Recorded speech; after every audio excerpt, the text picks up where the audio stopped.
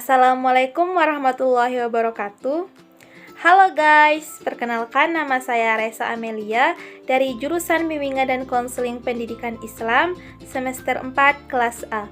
Baik, di sini saya akan melengkapi tugas ujian akhir semester dengan mata kuliah Layanan Konseling di Pendidikan Menengah dengan dosen pengampu Bu Emi Karnangsyah. Baik, di sini saya akan menjelaskan 10 layanan terlebih dahulu. Nah, yang pertama itu ada layanan orientasi.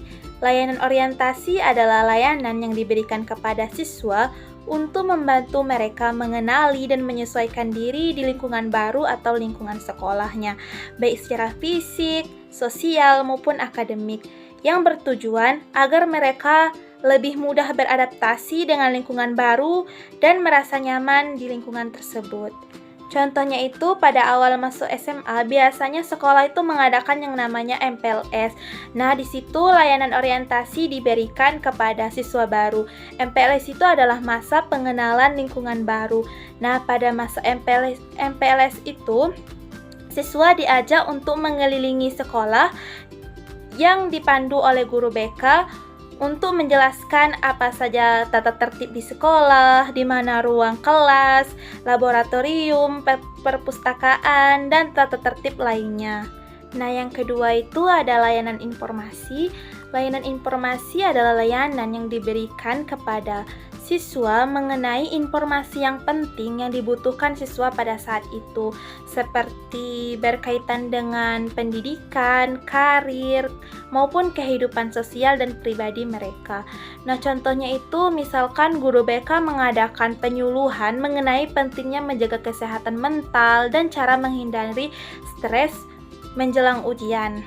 Nah, dalam kegiatan tersebut, siswa mendapatkan informasi mengenai bagaimana teknik relaksasi, manajemen waktu, dan pentingnya tidur cukup untuk menghindari stres dan kesehatan mental. Ketiga, ada layanan penempatan dan penyaluran. Nah, layanan penempatan dan penyaluran ini adalah layanan yang diberikan untuk membantu siswa dalam memilih tempat yang sesuai dengan minat, bakat, potensi, serta kemampuan yang ia miliki, baik dalam pendidikan, pekerjaan, maupun kegiatan lainnya. Nah, contohnya itu ketika ada siswa kelas 12 yang kebingungan memilih jurusan apa yang cocok dengan dia. Nah, di sini kita bisa memberikan layanan penempatan dan penyaluran. Kita menganjurkan mereka untuk memilih jurusan sesuai dengan minat, bakat, dan kemampuan yang siswa itu miliki. Nah, yang keempat itu ada layanan penguasaan konten. Nah, layanan penguasaan konten ini adalah layanan yang diberikan kepada siswa untuk mengembangkan ataupun meningkatkan penguasaan terhadap materi atau suatu materi tertentu, baik secara akademik maupun non-akademik yang bermanfaat bagi pengembangan pribadi mereka ataupun sosial mereka. Nah, contohnya itu misalkan guru BK atau konselor itu mengadakan pelatihan cara menyusun CV atau cara melamar kerja untuk kelas 12. Nah, dalam pelatihan ini kita minta untuk siswa itu belajar menulis CV yang baik ataupun membuat surat lamaran dengan baik dan melakukan simulasi wawancara kerja. Kegiatan ini sangat membantu siswa yang akan lulus untuk mempersiapkan diri menghadapi dunia kerja. Nah, yang kelima itu ada layanan konseling perorangan atau konseling individual. Nah, layanan konseling individual ini adalah layanan yang diberikan kepada siswa secara tatap muka yang bersifat pribadi antara konselor dan siswa untuk membantu mereka dalam mengatasi masalah pribadi, sosial, belajar, ataupun karir yang mereka hadapi.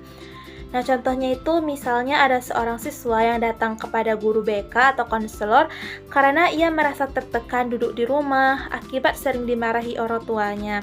Nah, di sini siswa tersebut tidak fokus belajar dan mulai kehilangan semangat untuk sekolah. Nah, guru BK di sini bisa mendengar dan membantu siswa tersebut dalam memahami perasaannya dan memberikan saran untuk mengatur emosinya. Yang keenam adalah layanan bimbingan kelompok. Layanan bimbingan kelompok ini merupakan layanan yang diberikan kepada sejumlah orang ataupun sekelompok orang yang diminta untuk membahas topik ataupun permasalahan yang bersifat umum, bukan masalah pribadi, yang bertujuan untuk meningkatkan pemahaman dan kemampuan siswa dalam hal tertentu secara bersama-sama. Nah, contohnya itu seperti guru BK mengajak sekelompok siswa untuk mengikuti kegiatan bimbingan kelompok dengan menyusun tema cara mengatur waktu belajar dan bermain. Dalam sesi tersebut, siswa berdiskusi mengenai kendala mengatur waktu, berbagi pengalaman, membuat jadwal kegiatan harian. Jadi, siswa itu termotivasi untuk lebih disiplin dan seimbang antara belajar dan bermain. Nah, yang ketujuh ada konseling kelompok. Konseling kelompok adalah layanan yang diberikan kepada siswa dengan membentuk interaksi antara kelompok kecil yang dipandu oleh konselor untuk mengatasi permasalahan yang bersifat pribadi di mana mereka mengalami permasalahan yang sama melalui dukungan bersama-sama. Contohnya itu seperti misalnya ada 5 orang siswa yang sering mengalami kecemasan ketika ingin menghadapi ujian. Nah, mereka diminta untuk mengikuti konseling kelompok yang difasilitasi oleh guru BK ataupun konselor. Mereka diminta untuk saling bercerita tentang rasa takut yang mereka rasakan dan mereka juga diajak untuk berpikir secara positif. Nah, di sana setelah pertemuan itu, siswa itu mulai lebih percaya diri dan tidak terlalu panik saat ujian berlangsung. Yang kedelapan itu adalah layanan konsultasi. Layanan konsultasi adalah layanan yang melibatkan pihak lain seperti guru, orang tua, ataupun tenaga kependidikan lainnya untuk membahas masalah individu dan mencari solusi terbaik dalam membantu perkembangan individu tersebut. Contohnya itu misalnya ada orang tua yang berkonsultasi dengan guru BK karena anaknya sering murung dan sulit tidur. Nah, di sana guru BK atau konselor menjelaskan kemungkinan penyebabnya, memberi saran cara berkomunikasi dengan baik di rumah, serta mengajak kerjasama untuk membantu siswa tersebut mengatasi masalahnya. Yang kesembilan ada layanan mediasi. Layanan mediasi adalah layanan yang bertujuan untuk menyelesaikan konflik antara dua pihak yang berselisih, misalnya siswa dengan siswa lain ataupun siswa dengan guru, dengan bantuan konselor sebagai mediator ataupun sebagai penengah dalam mengatasi permasalahan tersebut. Contohnya, ada 2 orang siswa yang bertengkar karena saling tuduh-menuduh mencontek pada saat ujian berlangsung. Nah, di sana guru BK ataupun konselor memanggil keduanya dan memfasilitasi mereka untuk berdialog secara terbuka. Dengan pendekatan mediasi ini, kedua siswa tersebut akhirnya saling meminta maaf dan berjanji untuk menjaga hubungan mereka dengan baik. Yang terakhir atau yang ke-10 adalah layanan advokasi. Layanan advokasi adalah layanan yang diberikan untuk membela hak-hak individu, terutama mereka yang mengalami ketidakadilan ataupun diskriminasi, agar mereka mendapatkan perlakuan yang sesuai dan dukungan dalam lingkungan pendidikan ataupun sosialnya. Contohnya itu seperti ada seorang siswa penyandang disabilitas yang mengalami diskriminasi karena tidak diberi kesempatan tampil dari acara sekolah. Nah, di sana guru BK ataupun konselor turun tangan dengan menyampaikan aspirasi siswa ke pihak sekolah dan memastikan bahwa siswa tersebut mendapatkan kesempatan yang sama dalam kegiatan ekstrakurikuler. Saya akan menjelaskan mengenai 6 kegiatan pendukung dalam bimbingan dan konseling. Nah, yang pertama itu ada aplikasi instrumentasi. Aplikasi instrumentasi ini adalah alat atau instrumen yang digunakan untuk mengumpulkan data tentang kondisi siswa seperti minat, kepribadian, maupun kemampuannya. Contohnya itu seperti guru BK ataupun konselor memberikan angket minat belajar kepada siswa kelas 3 SMP atau kelas 9 untuk mengetahui jurusan apa yang cocok saat mereka melanjutkan ke SMA atau ke SMK. Nah, yang kedua itu ada himpunan data. Himpunan data ini adalah kumpulan informasi atau data yang diperoleh dari berbagai sumber mengenai kondisi siswa, baik dalam akademik maupun sosial ataupun pribadi. Contohnya itu seperti data nilai rapor, catatan kehadiran, hasil wawancara, maupun observasi yang dikumpulkan untuk mengetahui perkembangan seseorang siswa secara menyeluruh. Nah, yang ketiga ada konferensi kasus. Konferensi kasus ini merupakan pertemuan antara guru BK, wali kelas, orang tua, ataupun pihak terkait lainnya untuk membahas dan mencari solusi terhadap masalah yang dihadapi oleh seorang siswa tersebut. Nah, contohnya itu misalkan diadakan konferensi kasus untuk membahas siswa yang sering bolos.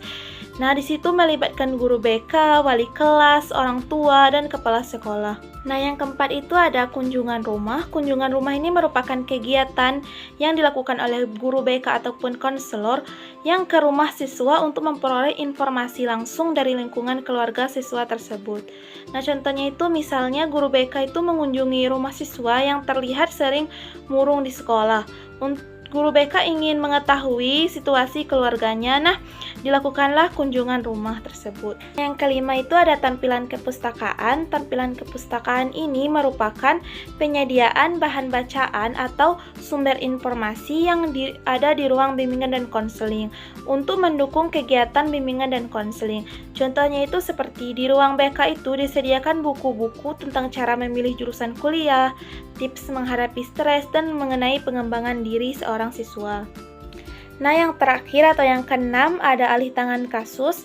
Alih tangan kasus ini merupakan proses menyerahkan penanganan masalah siswa kepada pihak yang lebih berkompeten jika guru bimbingan dan konseling tidak bisa menanganinya lagi. Contohnya itu seperti seorang siswa itu mengalami depresi di tingkat berat, nah guru BK bisa mengalihkan penanganannya ke psikolog profesional. Contohnya itu seperti seorang siswa mengalami masalah depresi yang berat. Guru BK mengalihkan penanganannya ke psikolog profesional.